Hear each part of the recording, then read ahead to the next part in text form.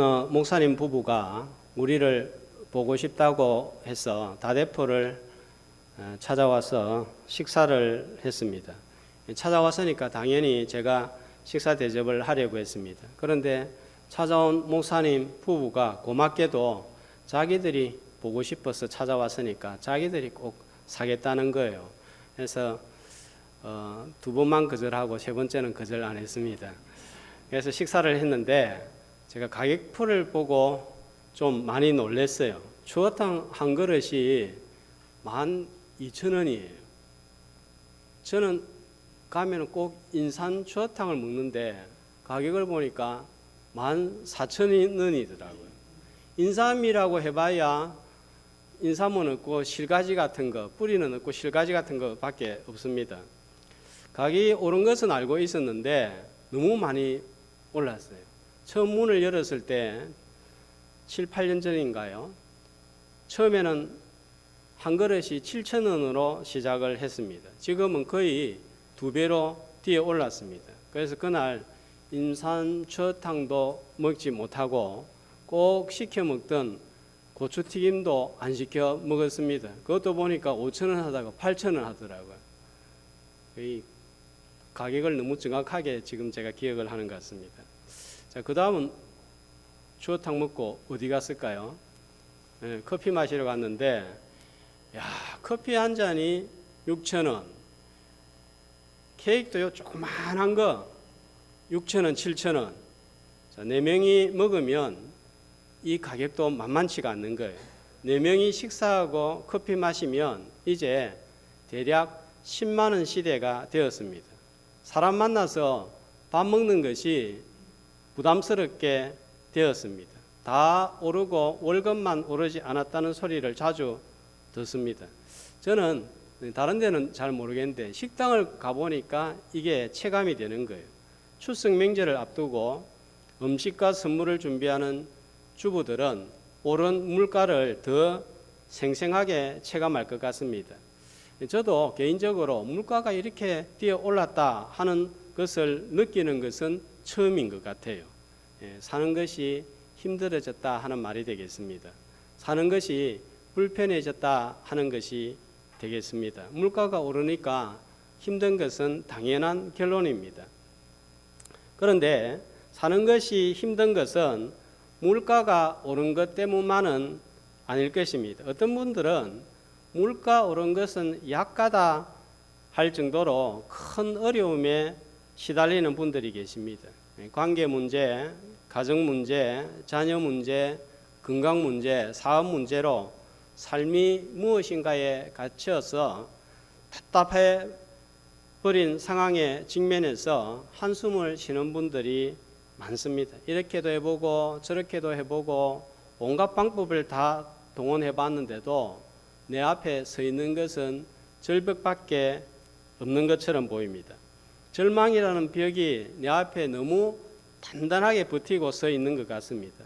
마치 삶이 포로가 된 듯한 느낌을 받습니다. 깜깜합니다. 자, 어떻게 해야 될까요?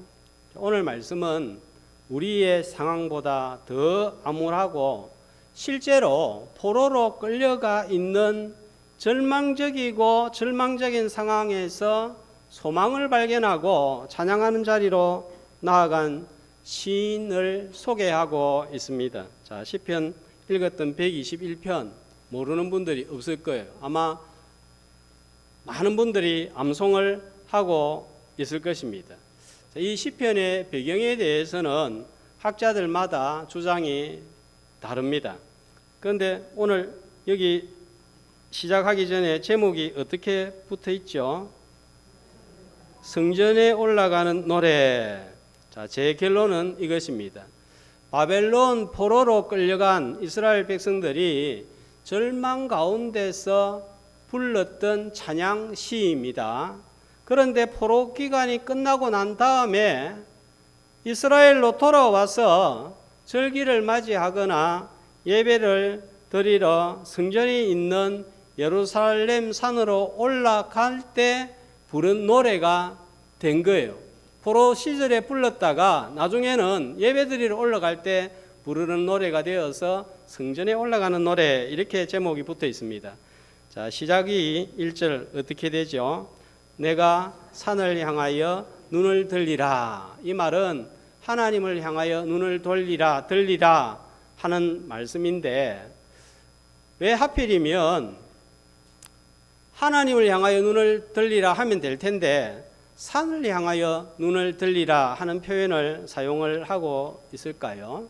자, 여기에는 산이 주는 교훈이 있기 때문입니다. 하나님은 성경에서 자연의 비유나 묘사를 통해서 하나님의 말씀을 쉽게 전달하는 방법을 자주 사용을 하고 있습니다. 시편 84편 11절, 시편 18편 2절 보니까 하나님은 자 뭐라고 소개하고 있죠? 해요. 해가 하나님은 아니잖아요, 그죠? 그런데 비유를 하고 있습니다. 자, 그리고 여호와는 나의 반석이요, 요새요, 바위요, 산성이로다. 이렇게 비유하면서 하나님을 우리가 쉽게 이해할 수 있도록 기록을 하고 있는데 굳이 성경이 아니더라도 푸른 가을 하늘을 올려다보면 우리는 높으신 하나님을 생각하게 되고 넓은 우주를 올려다보면 무한하신 하나님을 그리게 되고 깊은 바다를 바라보면 사랑과 자비와 긍휼이 깊으신 하나님을 떠올리게 됩니다. 하나님을 향하여 눈을 돌리라고 표현하는 대신 내가 산을 향하여 눈을 들리라고 노래한 것은 산을 통해서 받는 은혜, 교훈, 또 메시지가 있기 때문입니다.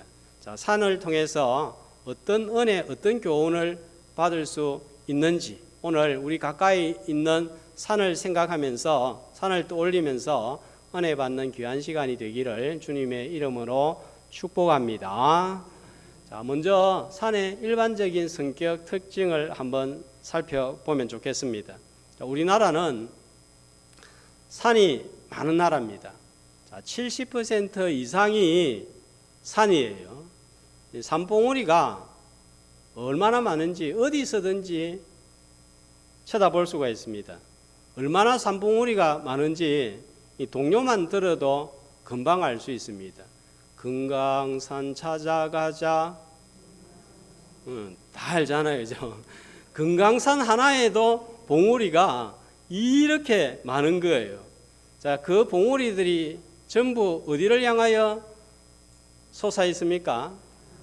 하늘을 향하여 솟아 있습니다. 그래서 어떤 분은 이런 산봉우리를 보고 하늘을 가리키는 땅의 손가락이다 하는 그런 표현을 사용을 했습니다.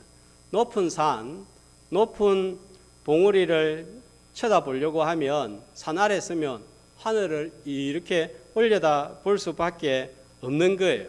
하나님께서 높은 산봉우리를 창조하셔서 복잡하고 시끄러운 세상만 보지 말고 때로는 하늘을 쳐다보면서 골치 아픈 생각, 악한 마음 던져버리고 새로운 마음과 감정으로 살게 하신 거예요. 자, 시인은 산을 올려다보면서 하늘 위에 높이 계신 하나님에게로 눈을 들게 되었습니다. 자, 시인은 최강대국인 바벨론 포로로 끌려와 있습니다. 자, 그 당시 예루살렘과 바벨론은 비교가 안 됩니다. 예루살렘보다 환경이 훨씬 바벨론이 좋습니다. 건물도 웅장하고 도시도 발달하고 교육 환경도 좋습니다. 자, 그런데 남의 땅 외국에 있으니까 고향이 그리운 거예요. 향수병이 걸릴 것 같습니다.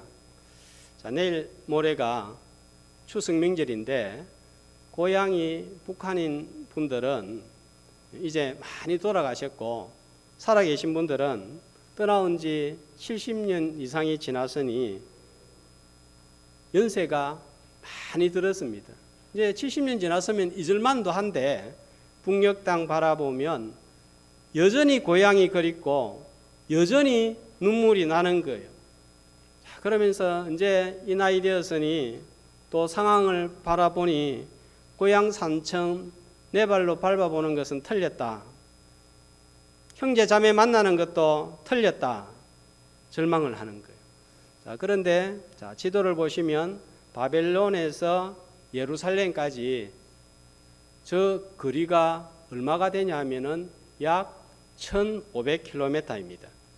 자, 지금은 비행기 타면 몇 시간이면 갈 수 있는 거리이지만 과거에는 몇 달이 걸렸어요. 에스라 7장 9절 말씀을 보면 순탄하게 왔는데도 얼마나 걸렸는지 나옵니다. 자, 바벨론에서 언제 출발을 했는가 하면은 1월 1일에 출발을 했습니다. 도착한 날은요 5월 1일에 도착했습니다. 얼마가 걸린 거예요? 계산이 빨리 안 됩니까? 너무 어렵습니까? 1월 1일에 출발해 가지고 5월 1일에 도착을 했습니다. 4개월이 걸린 거예요. 이렇게 멀리 떨어져 있습니다. 게다가 바벨론은 강대국입니다. 아무리 생각해도 해방은 불가능하게 보이는 거예요. 절망인 거예요. 그때 이 절망 가운데서 시인이 어떤 행동을 취하고 있습니까? 자기에게 뭐라고 외치고 있습니까? 1절요. 내가 산을 향하여 눈을 들리라 입니다. 이 절망 상황 가운데서 그래도 내가 여기에서 앉아 죽을 수는 없잖아.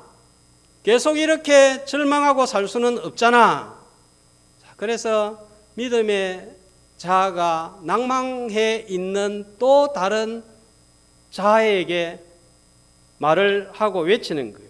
내가 산을 향하여 눈을 들리라. 그리고 낭망해 있는 자아에게 이 믿음의 자아가 질문을 합니다. 나의 도움은 어디서 올까? 이런 상황 가운데서 나에게 누가 도움을 줄 수 있나? 스스로에게 질문을 한 거예요. 보이는 포로 상황만 바라보지 않고 보이지 않지만 분명히 존재하시는 하나님을 바라보고 질문을 하고 답을 찾고 고백을 합니다. 자, 질문을 나의 도움이 어디서 올까? 스스로한테 질문하고 스스로 답을 찾았습니다. 그것이 2절 말씀입니다. 답이 무엇입니까? 나의 도움은 천지를 지으신 여호와에게서로다 입니다. 그리고 좀 더 생각을 합니다. 자, 천지를 지으신 여호와, 우리 사도신경 오늘 고백을 했는데 어디에 나오는 거예요? 어디에 나온 거예요? 물뚱물뚱 쳐다보고 있으니까 저도 잘 몰라가지고 이 사도신경 적어놓은 거 어디 갔습니까? 전능하사 천지를 창조하신 하나님 아버지를 내가 믿습니다 하는 그 고백이에요. 창세기 1장 1절에 태초에 하나님이 천지를 창조하시니라, 그 고백이 새겨지고 마음에 들어오는 거예요. 자, 그리고 조금 더 생각을 합니다. 그 하나님은 어떤 분인가? 3절에 보니까 그 하나님이 어떤 분입니까? 실족하지 아니하게 하시고 여기로 끝나지 않고 또요 지키시는 분이시다. 이렇게 생각이 들어왔습니다. 자, 이 121편은 8구절의 짧은 시편이에요. 그런데 지키신다, 지키시는 자, 지키시는 이라는 단어가 몇 번이 나오는가 하면은 6번이나 나오고 있습니다. 하나님을 향하여 눈을 돌렸더니 이런 확신이 오기 시작한 거예요. 우리가 하나님께 눈을 돌릴 때 절망 가운데서 아무런 소망을 찾을 수 없지만 진짜 도움이 되시는 여호와는 나를 지키시는 분이십니다 하는 이런 고백이 나올 줄로 믿습니다. 이 고백을 남기는 오늘 이 예배의 시간이 되시기를 주님의 이름으로 축복합니다. 자, 그런데 3절 4절 말씀을 보니까 지키시는데 어떻게 지키십니까? 졸지도 아니하시고 주무시지도 아니하시고 지키십니다. 하나님을 바라보니까 소망이 생기고 입에서 노래가 나오는 거예요. 이 성도는 포로라는 절망 중에서도 노래를 부를 수 있는 힘을, 능력을 가지고 있는 사람들입니다. 일제시대 우리 민족이 일본으로부터 해방을 한다. 이거는 상상도 못할 일이에요. 불가능한 일입니다. 일본이 우길기를 내걸고 온 아시아 전역에 일본이 이렇게 태양처럼 빛을 밝히겠다 하는 그런 시대입니다. 그런데 원자폭탄 한 방으로 일본은 심판을 당하고 우리는 정말 뜻하지도 않았던 날에 자유를 얻었고 해방을 얻었습니다. 자, 우리에게는 불가능한 일이 하나님에게는 아무것도 아닌 거예요. 한 방이면 다 해결되고 다 끝납니다. 지난 주일 오후 예배 때 장대교회 목사님이 오셔서 말씀을 전하면서 지금 장대교회가 리모델링 한다는 이야기를 들었습니다. 자, 그 이야기를 듣고 제가 뒤에 앉아 있다가 우리 교회 예배당을 이렇게 쭉 한번 쳐다보았습니다. 2년 전 21년 8월 8일 새벽에 화재가 나서 예배당이 우리 성도들이 다 새카맣게 타버렸습니다. 진짜 난감하고 깜깜했습니다.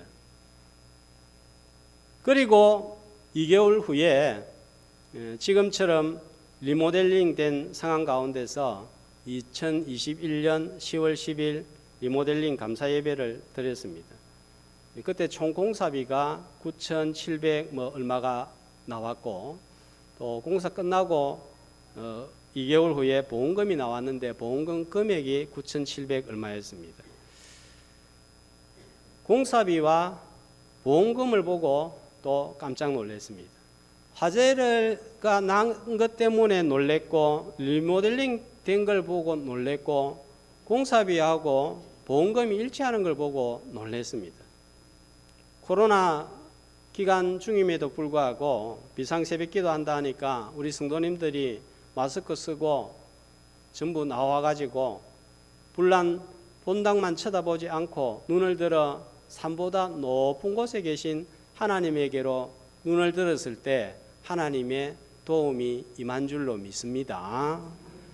주님은 화가 변하여서 복이 되게 하시는 분인 거예요. 그러니까 오늘 좀 절망스럽다고 당장 이것 때문에 너무 막 놀라지 말고 눈을 하나님께로 들면 아무리 깜깜하고 포로가 된 것 같아도 참 도움이 되시는 하나님께서 역사하실 때에 광야에도 길을 내고 바다에도 길을 내시는 분이십니다. 오늘 이 시간 그 하나님을 바라보는 예배의 시간이 되시기를 주님의 이름으로 축복합니다. 산의 또 하나의 특징은 변함이 없다는 거예요. 제가 다대포 온 이후로 다대포가 참 많이 변했습니다. 공원도 새로 생기고 길도 새로 닦이고 넓어지고 좋아지고 건물도 새로 지어지고 커피집도 조금 가장해서 수백 개가 들어섰습니다. 제가 이거 해라고 부산시에 구청에 한 번도 전화한 적이 없는데 알아서 다 이렇게 만들어 주었습니다. 자, 그런데 산은 변함이 없습니다. 자, 다대포 바닷가에서 쳐다보면은 보이는 섬이 큰 섬이 제일 큰 섬이 가덕도예요. 가덕도에서 제일 높은 봉우리가 연대봉입니다. 제가 처음 왔을 때나 지금이나 다대포는 많이 변했는데 산은 변하지 않고 그대로 있습니다. 아미산도 그대로 있죠. 지금 안 무너졌죠. 예, 등산하시는 분들도 많이 있을 것 같습니다. 시인은 산을 바라보면서 변함없는 하나님을 생각한 거예요. 졸지도 아니하시고 주무시지도 않으면서 지키시는데 자, 5절 말씀해 보니까 지키시는 이가 자, 우리를 어떻게 지켜주신다고 하죠? 오른쪽에서 그늘이 되어주신다 하는 것입니다. 6절 말씀해 보면 무엇이 상하지 않게 하고 무엇도 너를 해치지 아니한다고 고백하고 있죠. 낮의 해와 밤의 달입니다. 자, 이 말씀하고 어떤 사건하고 연관이 되나요? 낮의 해와 밤의 달이 상치 못하고 보호해 주신 사건, 어디에서 일어난 일이죠? 이스라엘 백성들이 광야 40년간 걸어갈 때에 낮의 더위와 밤의 추위로부터 보호를 받고 가나안 땅에 도착한 그 역사를 시인은 그 절망 가운데서 떠올린 거예요. 애굽에서 나오게 하시고 광야에서 보호하시고 가나안 땅으로 인도하신 하나님이라면 바벨론이라는 이 포로 속에서도 얼마든지 건져내셔서 강을 지나고 사막을 지나서 예루살렘에 도착하고 가나안 땅으로 얼마든지 다시 인도하실 수 있는 분이시다. 왜냐하면 하나님은 애굽에서 건져낼 때나 지금이나 변하지 않는 분이시기 때문이다. 이 결론을 시인은 내리게 된 거예요. 그렇다면 하나님은 이스라엘 백성들을 광야에서 보호하시고 바벨론에서만 돌아오게 하시는 하나님이십니까? 아닌 거예요. 지금도 나도 우리도 얼마든지 보호하시고 인도하시는 하나님이신 줄로 믿습니다. 그분은 3,500년 전이나 2,500년 전이나 변함이 없는 분이시기 때문입니다. 연세가 드신 분은 힘이 없습니다. 힘이 넘치던 분들도 세월 앞에 장사가 없다고 자기 몸조차 거동하지 못하고 지팡이를 짚고 다니는 그런 신세를 지게 됩니다. 지난주 들었던 열왕기 말씀 중에 열왕기상 1장 1절 2절 한 말씀을 보겠습니다. 다윗이 나이가 많으니까 늙었죠. 자, 이불을 덮어도 따뜻하지 않습니다. 자, 그래서 이제 거동을 제대로 못하는 거예요. 그러니까 어떻게 합니까? 젊은 처녀 하나 아비삭을 구해서 수냄 아비삭을 구해서 자, 어떻게 했습니까? 왕을 시중 들게 한 거예요. 모시게 한 거예요. 근데 여러분, 다윗이 어떤 사람이에요? 젊은 날 그 강강한 골리앗을 무너뜨리고 전쟁터에서 백전백승하던 장군이고 왕입니다. 그런데 나이가 드니까 자기 한 몸도 가누지 못하고 누군가의 도움을 받지 못하면 거동할 수 없는 그런 신세가 되었습니다. 여성분들은 한때 피부가 팽팽하고 몸매도 날씬했죠.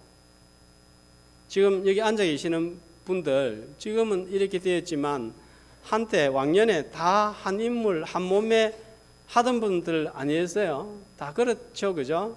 그런데 지금은 주름살이 찌고 라인이 없어져 버렸습니다. 상체하고 하체하고 구분이 안 됩니다. 옛날에 이랬던 게 아니에요. 지금 좀 그렇게 됐다고 해서 옛날에도 그렇다 이렇게 생각하시면 안 됩니다. 자, 힘도 많이 없어졌습니다. 젊은 날 고생을 많이 했기 때문입니다. 이제 연세가 더 많이 드신 분들은 죽음을 생각을 합니다. 그런데 여러분 기억합시다. 하나님은 늙지 않았습니다. 하나님은 체하지도 않았습니다. 3,500년 전 광야에서 힘을 너무 쏟아버린 나머지 이제는 힘이 없어가지고 사용할 에너지가 없는 분도 아니십니다. 하나님의 구원 역사에 큰 산맥 같은 다윗도 죽고 여호수아도 죽고 모세도 요셉도 야곱도 이삭도 아브라함도 죽었지만 하나님은 죽지 아니하시고 여전히 살아계시는 거예요.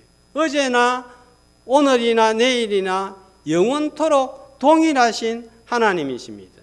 그런데 우리는 내가 힘이 없고 내가 약해지고 내가 어려워지면 하나님도 그렇게 약해지고 하나님도 힘이 없고 하나님도 세한다는 생각에 갇혀버립니다.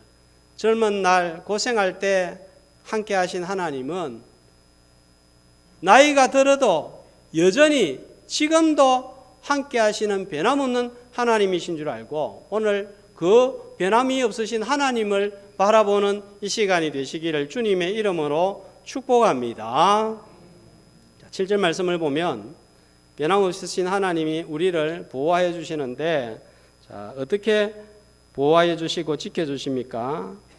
모든 환난을 면하게 하시며. 이 말씀의 의미가 무엇입니까? 지금 있는 어려운 환경을 변하게 하여서 새롭게 하십니다. 또 지금 당장 내 손에 필요한 것들을 하나님이 채워주시기도 하십니다. 뿐만 아니라 환경은 변하지 않고 내가 원하는 것이 내 손에 들어오지 않는다고 할지라도 그 환경을 받아들이고 인내할 수 있는 힘을 주시는 거예요. 이것이 모든 환난을 면하게 하시는 하나님의 방법입니다. 하나님은 우리를 창조하시고 그 다음에 어떻게 하십니까? 보존하시고 다스리시는데 섭리로서 다스리십니다. 그러니까 우리가 이 섭리신앙을 딱 마음에 새길 때에 흔들리지 않고 건강한 믿음을 가질 수가 있는데 이 하나님의 섭리신앙이 우리에게 주는 유익이 큽니다. 제가 하이델베르크 교리 문답 28문 물으면 여러분들은 크게 답을 하시면 좋겠습니다. 하나님의 창조와 섭리를 알므로써 우리는 어떤 유익을 얻습니까?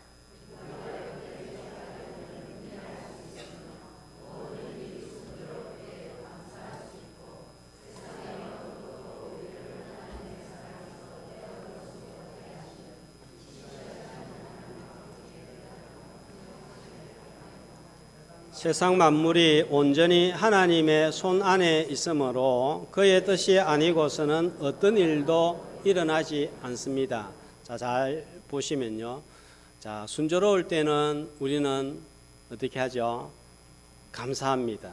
나에게 이루어진 좋은 것, 그 어떤 하나라도 하나님의 도우심이 없었다면 얻을 수 없었기 때문에 내 손에 오늘 들려진 좋은 것이, 선한 것이, 또 선한 재능이 하나라도 있다면 감사함이 됩니다. 또 역경에 처할 때는요, 인내할 수가 있는데 왜 그렇습니까? 세상에 어떤 일도 하나님의 손 안에서 일어나지 않는 것이 없기 때문에 하나님의 뜻이 아니고서는 어떤 일도 일어나지 않기 때문입니다. 하나님이 필요해서 그 환경이 주어진 거예요. 비록 내가 때로는 죄를 짓고 잘못해서 일어난 환경마저도 하나님은 합력하여서 선을 이루어 가는 거예요. 그래서 어떤 환난도 어떤 고난도 아픔도 우리를 하나님의 사랑에서 떼어낼 수가 없는 거예요.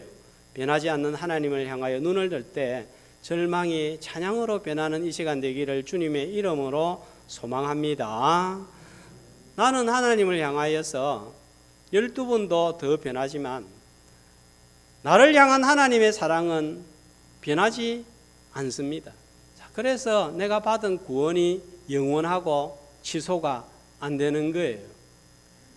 우리가 거듭나고 중생하고 구원받은 것이 취소되지 않는 것은 하나님이 변하지 아니하시고 하나님이 변하지 않기 때문에 하나님의 입에서 나온 말씀도 변하지 않는 거예요.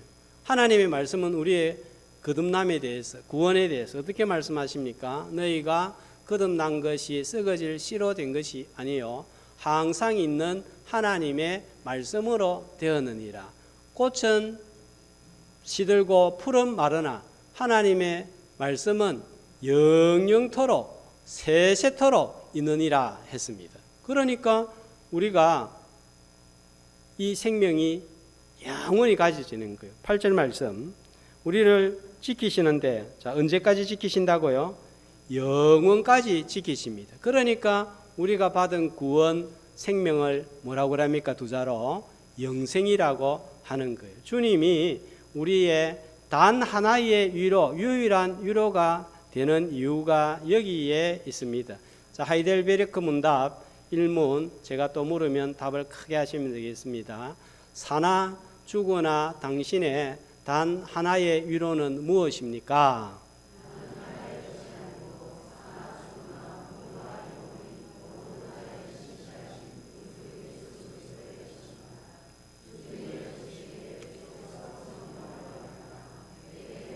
생명을 보증하시고 지금부터 나의 마음을 다하여 기꺼이 주를 위하여 살도록 인도하십니다. 예수 그리스도의 내 소유가 된 것이 단 하나의 위로, 유일한 위로가 되는 것은 주님이 변하지 않기 때문입니다. 자, 우리 세상의 물질, 또 집, 차 다 필요하죠. 그러나 이것이 영원히 필요하지는 않는 거예요. 자, 세상의 유효기간은 길면 100년, 짧으면 몇십 년입니다. 영혼을 가진 우리는 영원한 보장이 필요합니다. 영원한 보장은 변하지 않아야 됩니다. 변하지 않는 하나님께 영혼을 맡기는 자들이 지혜로운 자들인 거예요. 그래서 오늘 이 시간 우리의 영혼을 영원하신 하나님께 맡기는 시간이 되시기를 주님의 이름으로 소망합니다. 자, 산의 또 다른 특징은 산은 우리에게 많은 것을 제공하여 준다는 거예요. 사람들은 아침에 산에 올라갑니다. 왜 올라갑니까? 신선한 공기를 마시고 깨끗한 생수를 얻기 위하여 올라갑니다. 산은 비를 저장하였다가 내어주기 때문입니다. 건강을 위하여 등산을 합니다. 많은 나무와 꽃들과 약초도 제공하여 줍니다. 동물도 산에서 삽니다. 우리는 전쟁이 나거나 큰 위험이 생기면 산으로 대피를 합니다. 자, 우리는 이렇게 산이 제공하여 주는 것들을 통하여서 영적인 메시지에 귀를 기울일 수 있어야 되겠습니다. 자, 성경 퀴즈 하나 내겠습니다. 성경에 나타난 제일 첫 번째 산 무슨 산인가요? 네, 맞습니다. 에덴 동산입니다. 우리가 에덴 동산 하면 정원으로 알고 있는데 동산도 낮은 산, 낮은 언덕이니까 산입니다. 지상에 최초의 하나님의 임재가 있었던 곳이 어디란 말인가요? 산이란 말이에요. 중앙에는 생명나무가 있었습니다. 이 나무는 말씀을 상징하는 나무로서 그래서 에덴 동산은 말씀 동산이에요. 우리 교회의 중앙에 뭐가 있습니까? 우리 교회 중앙에 뭐가 있습니까? 강대상이 있잖아요. 그래서 이 교회는 말씀이 중심이 되는 거예요. 그래서 강대상은 뭐로 만들어져야 된다? 나무로 만들어져야 된다. 제 주장입니다. 그리고 에덴 동산에 4개의 강이 흐르고 있었습니다. 이 강이 흐르니까 생명이 존재하는 거예요. 그래서 생수의 강이라 부릅니다. 자, 구약에서 또 유명한 산 뭡니까? 시내산입니다. 자, 시내산도 구름과 번개와 우레로 하나님이 함께 하셔서 이 산의 이름을 시내산이라고도 부르지만 또 어떤 산이라고 부르죠? 호렙산, 그 앞에 붙는 또 명칭이 있습니다. 어떤 산? 호렙산. 하나님의 산, 호렙산. 하나님이 계시기 때문에 하나님의 산이라고 부르는 거예요. 자, 그 시내산에서 이스라엘 백성들 어떤 일이 일어났죠? 무슨 일이 생겼죠? 제일 중요한 일, 하나님의 말씀, 십계명을 받았습니다. 백성들하고 언약을 맺었습니다. 제사장 나라로 공식적인 부름을 받은 곳이에요. 에덴의 회복을 갈망하는 산입니다. 자, 신약으로 넘어오면 또 유명한 산들이 있는데 어떤 산이 유명합니까? 금강산 이런 소리 하면 안 되고 지리산, 한라산 이렇게 이야기하시면 안 되고 유명한 산 뭐가 있죠? 감난산이 있고 또 갈보리산이 있고 순서대로 하면 팔복산이 있습니다. 팔복산. 자, 산상본 팔복을 전했다고 해서 팔복산입니다. 이 산에서 새 시대 새 계명을 선포하신 거예요. 사실은 예수님 자신이 하나님이 완전히 임재하신 임재요 말씀이요 성전이 되는 산이었습니다. 자, 그다음에 갈보리산, 여기에는 성전이 세워져서 이 산의 명칭을 성전산으로 불립니다. 자, 이 산에서 어떤 일이 일어났습니까? 갈보리산에서 예수님이 십자가에 죽으심으로 저주를 제거하고, 자, 우리에게 무엇을 주셨습니까? 생명을 제공하셨습니다. 예수님이 죽으심으로 에덴의 생명을 회복한 산입니다. 자, 그 다음에 감람산입니다. 자, 감람산, 여기에는 동산이 하나 있었는데 겟세마네 동산이에요. 자, 이 겟세마네 동산에서 예수님이 어떤 일을 하셨습니까? 땀방울이 핏방울이 되도록 기도한 기도의 산입니다.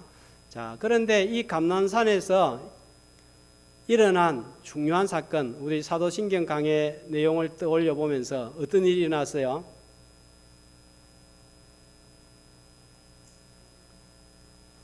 자, 지난번에 오후 예배 시간에 사도신경 강의하면서 감람산에서 무슨 일이 일어났죠? 누가복음 24장 50절 51절 보겠습니다. 자, 한 목소리로 읽겠습니다. 예수께서 그들을 데리고 베다니 앞까지 나가사 손을 들어 그들에게 축복하시더니 축복하실 때에 그들을 떠나 하늘로 올려주시니, 자, 이 뭐 하셨다고요? 축복하시고 하늘로 올려 성천하셨죠, 그죠?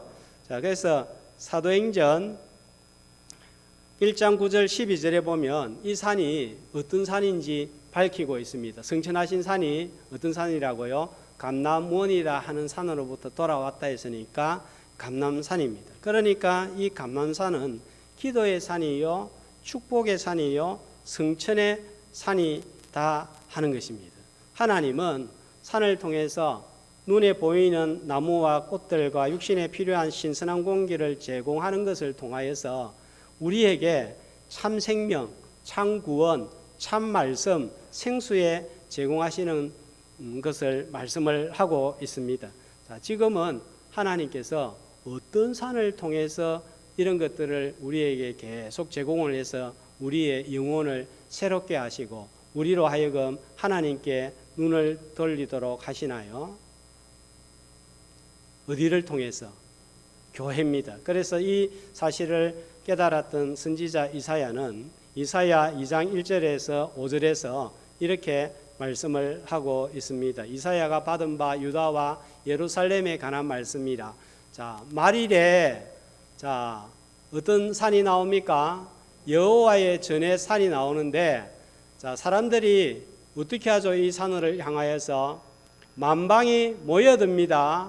자, 그런데 그냥 가지 않고 무슨 말을 하면서 올라갑니까? 이 산을 향하여서 오라, 우리가 여호와의 산에 오르며 야곱의 하나님의 전에 이르자. 자, 하나님의 전이 어딘가요? 하나님의 집이 어디입니까? 바로 오늘은 하나님의 교회를 가리키는 거예요. 자, 거기에서 무엇이 나온다고요? 율법이 나오고 여호와의 말씀이 예루살렘에서 나오는 거예요. 그러기에 교회가 중요합니다. 교회가 예루살렘이요, 시온산이요, 2500년 전 시인이 바라본 산입니다.